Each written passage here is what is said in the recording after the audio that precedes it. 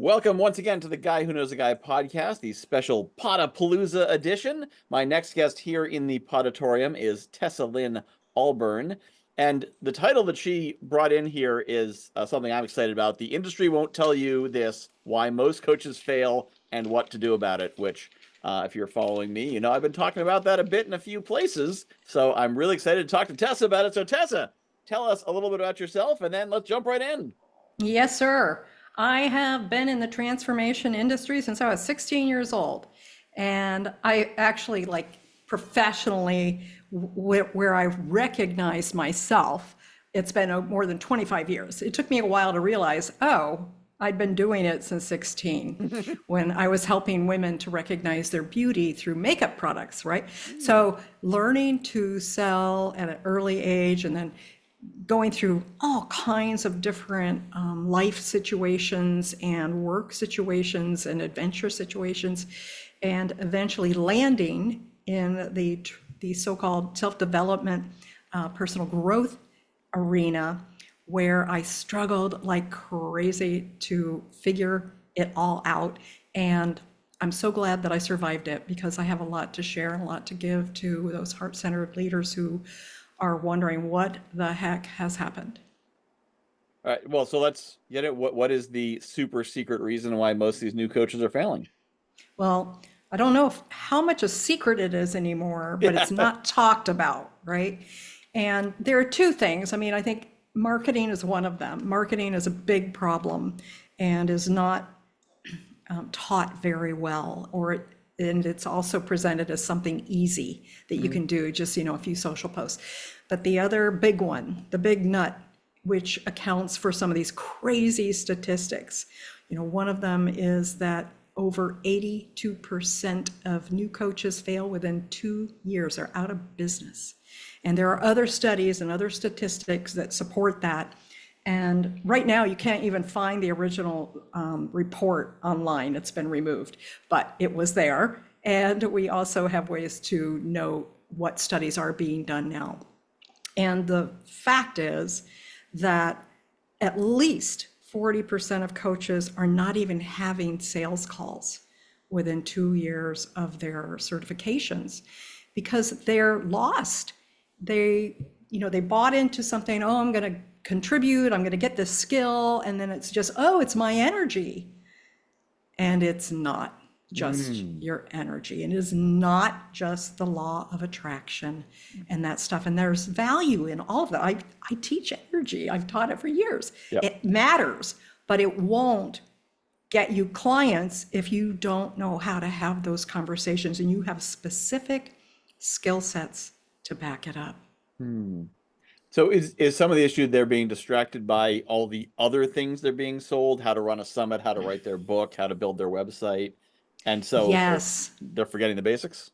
they are not even aware of Well, the yeah, they basics, never do the right? basics in the first place. Can't forget That's about right. it. They No. had a dream, they leaned into it, and then the next thing they're being sold this, this is what you need, this is what you need, this is what you need, and then the FOMO drives it, and the peer pressure drives it, and they want to belong to something. And what they haven't realized yet, many of them, is that they're in a different world than where they came from. For most of them, most of these people are not serial entrepreneurs. Okay. And so they don't know what it means to have a business for the most part. And maybe that some of them have had a brick and mortar, or like they're a health coach or something, because they were a physical therapist, and maybe that evolved, right? But they don't know how to engage with people differently in the personal growth space, how to sell something specific. They're not niching down. There's all kinds of problems. And what they're sold is the shiniest object with the biggest personality. There are people out there selling things that have no substance whatsoever. And I've bought a lot of those programs. I know I made a lot of mistakes. I spent hundreds of thousands of dollars, and I paid for high-end scripts. I've paid for all kinds of things, and none of them are the answer. Do they all offer something? Yes. But nobody, who's got that? You're in a startup. You can't, suddenly expend another $1,000, like you said. And so they're just peeling away. They don't really understand. They're sort of getting hit like with this bulldozer when they come out of certification, and then they're hitting the real world. It's not their coaching buddies that they're coaching anymore, or their friends or their family, and they're talking to real people, and they're having to really explain clearly who their clients are. And so rather than shotgun, they need to niche. There's another thing right there that's in the marketing camp, but it's similar to actually having discovery calls. It's definitely tied in. And so really knowing your niche and owning that is an essential part of things as well. Okay. And so what is it that, so instead of the shotgun that shouldn't be doing all these other things, what is the thing that you find is most commonly missing that they need to be doing? The most common thing that is missing is to get actual sales experience. So if you haven't had any of that in your life, which is rare, most people have had something. You start with what you have, and then you build on it. And what's happening though is coaches will start to have a conversation with somebody. Let's say they finally got a lead, and they're excited. Maybe they're going to do a little workshop, and they've got a few people coming to it. And then they have a phone call with the people who came, and they start coaching them. They're not in a conversation to draw the client out into their actual highest transformation that's possible on that call.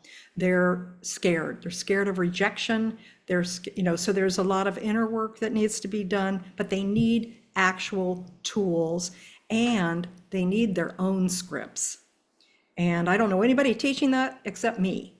Like how to design your own script. And I am an educator way back. I worked at Hoffman Institute as graduate department director, creating hundreds of teleclass seminars before, when that was a thing, and helping them transition into the virtual world. Educating is key. Like, people need to understand the whole sales relationship and the value that you can bring, because without it, they give up, they're scared, it's uncomfortable. They think they're supposed to have a blanket answer for everything that everyone asks. And that's not possible.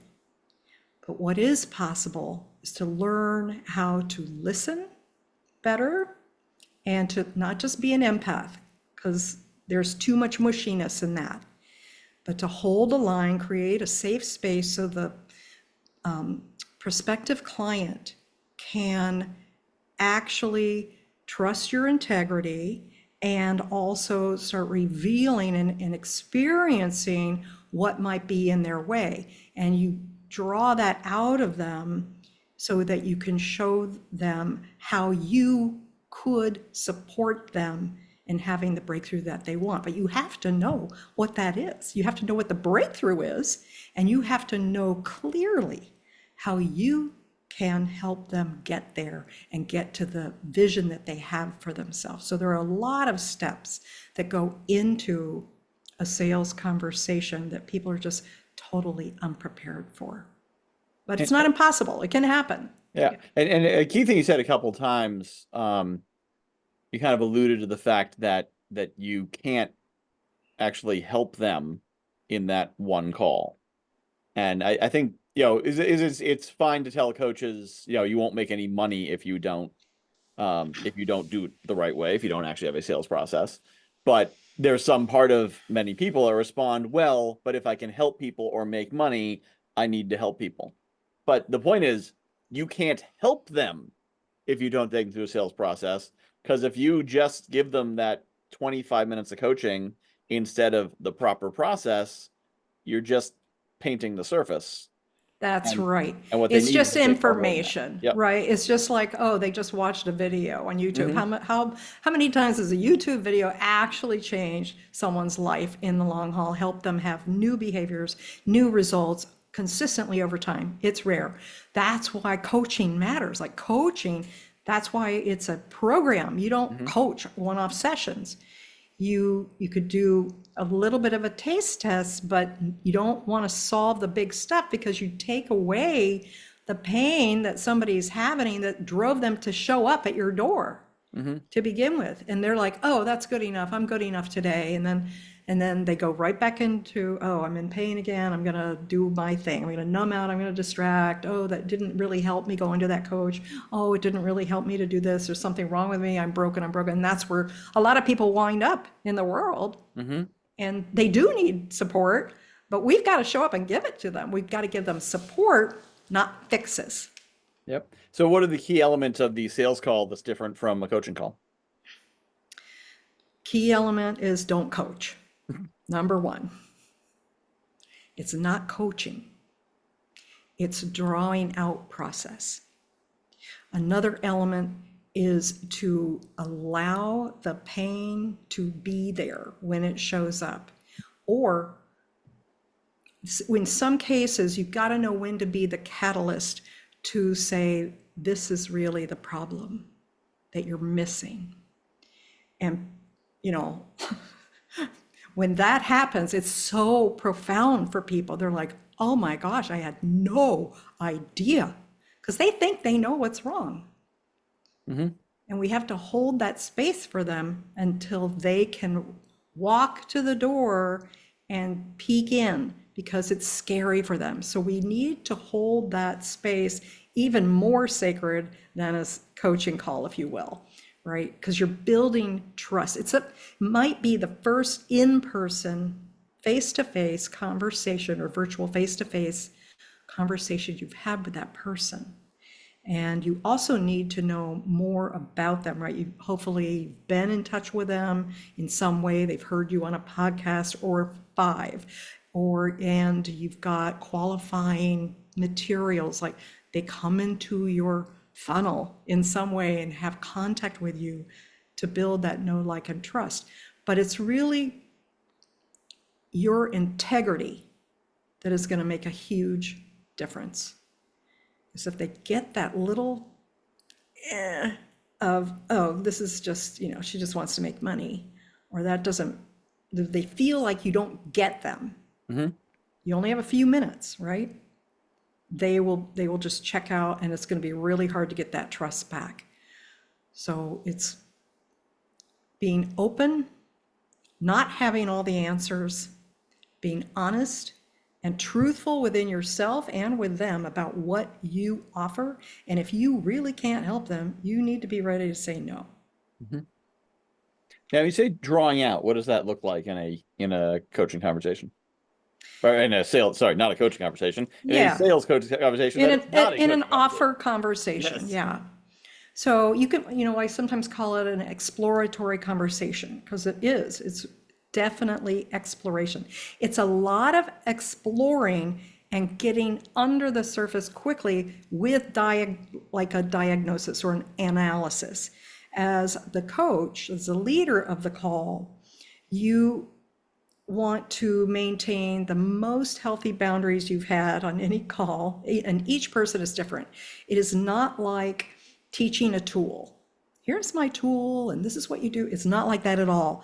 It's like every word they say, every feeling or nuance or whatever's going on with them physically that you can take in is all information that's going to support the building of that connection between the two of you. And it's got to be an honest, authentic connection. It can't be bullshit. Like you tell them, oh, I love all my clients. I'm going to love you too. I want the best. Yeah, no. I've heard it. I've worked for people like that. And you really need to access your true care so much that you will not fix them even when they're begging for it. So, well, I thought you were going to tell me this. Actually, what I said, what this call is for is blah, blah, blah, so gently showing up, my style is never in conflict, right? I do know coaches who will say, well, the thing that's showing up right now, that's a signal about your energy, and that's what you're going to need to address. Those aren't my clients, and I would never speak to anybody like that. I want them to know they are actually safe with me. Everything they say and do, and all of it is acceptable, and they can choose to change things if they're willing to trust the process. And so that's the thing that you're working at getting to, like helping them understand there is a process and what that process is without over explaining it to them in a 25-minute conversation. Yep. And you actually brought up a really good point, and it's I thought about it a while, but definitely one of my pet peeves is that there's sales techniques and there's coaching techniques.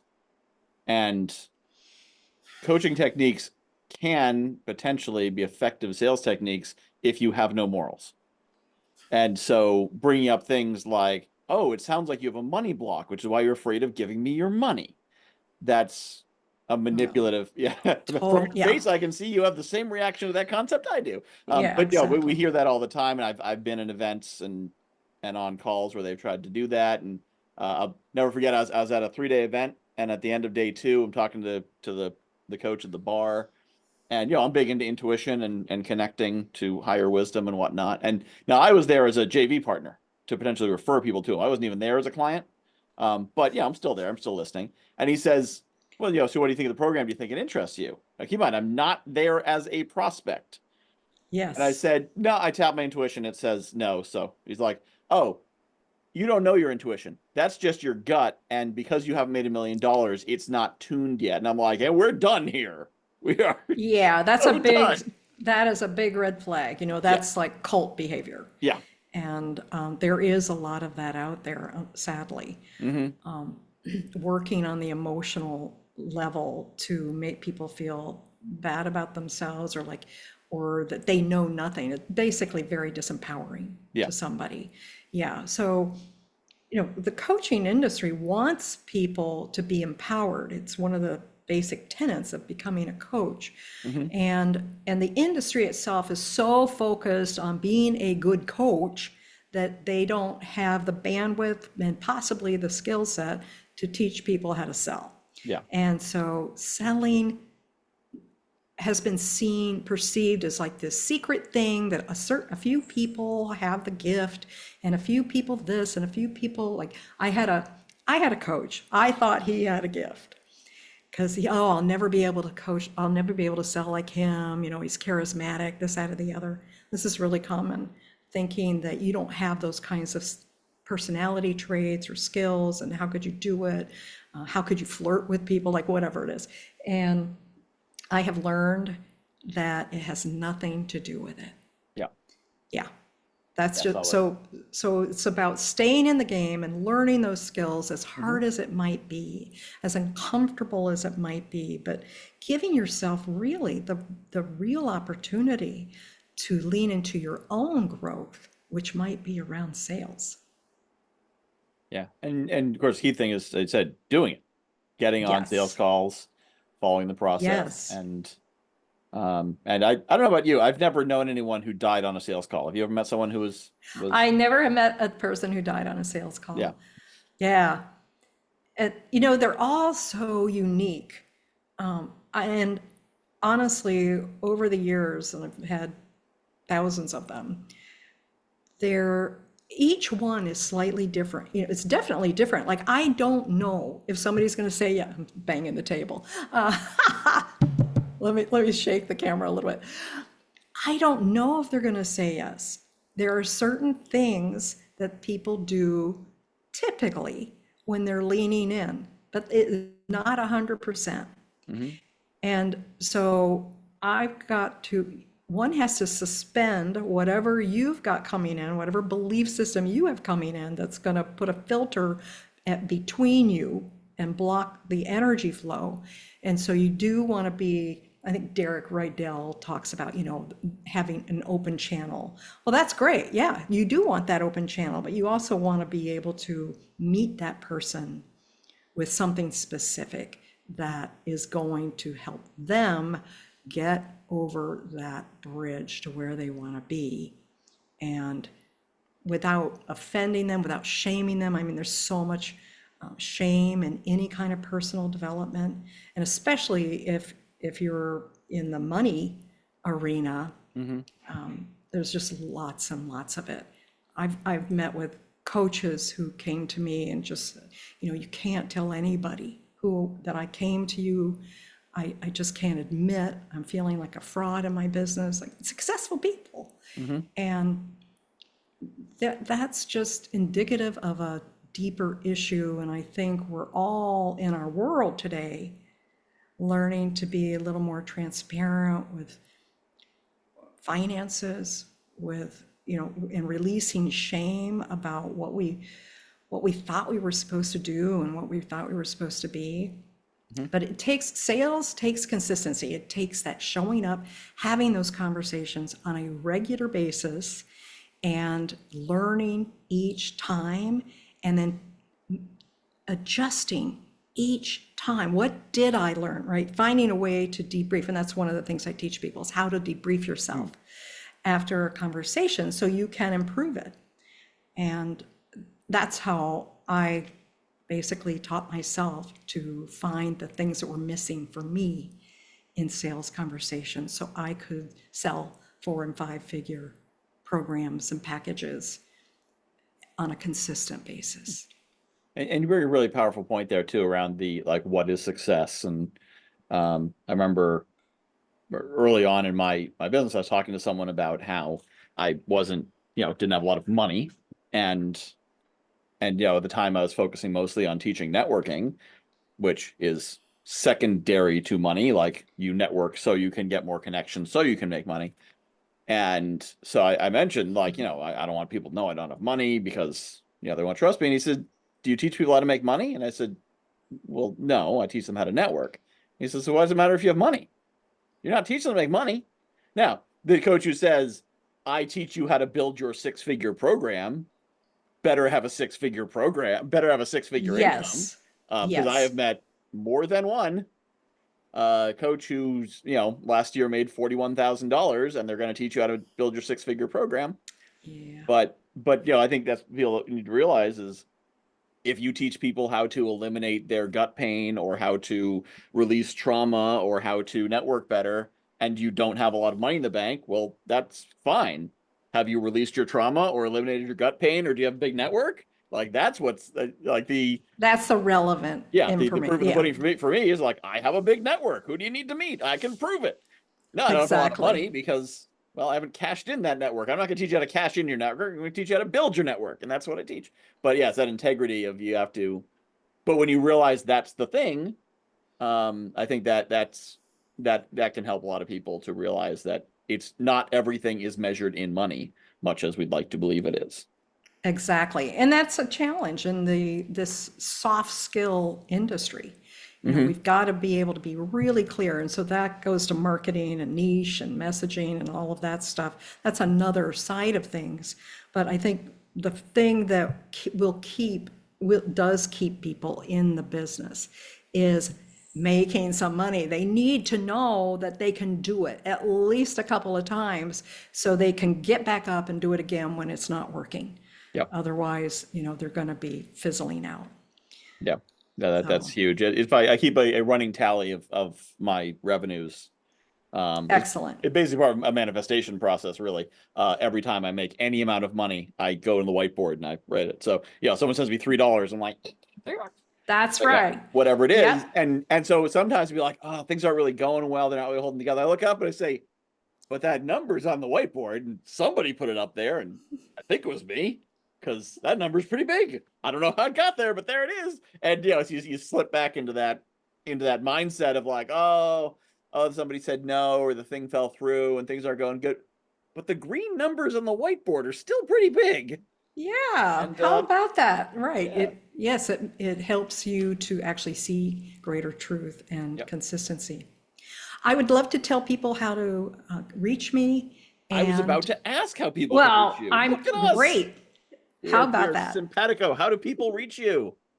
They can go to withtessa.com, and I am rolling out some new products to help them improve their sales, conversations, and see success, and have that confidence that comes from knowing they are fully in integrity and they're connecting with people. Awesome. And then from there, if people want to join a 5-week program, then that's a possibility, etc. I'm also on Facebook. You can find me there, Tessa Alburn, and on LinkedIn. So there are various ways to get a hold of me, Michael. All right. That's with Tessa, WITHTESSA.com, where you can find all the stuff Tessa's doing now. And I imagine if somebody goes there 2 years from now, they'll find all the stuff you're doing Exactly. now when they're I've listening. been So, around. That's right. It's yep. always up, it's being updated right now and always is, because we all change, we all learn and grow, and we lean in. If we either stop our growth, or we cave in, or we switch directions, or we lean into what's next. So All thank you right. for having me. Yes, it's been great to have you on here. Thank you. You're welcome. My pleasure.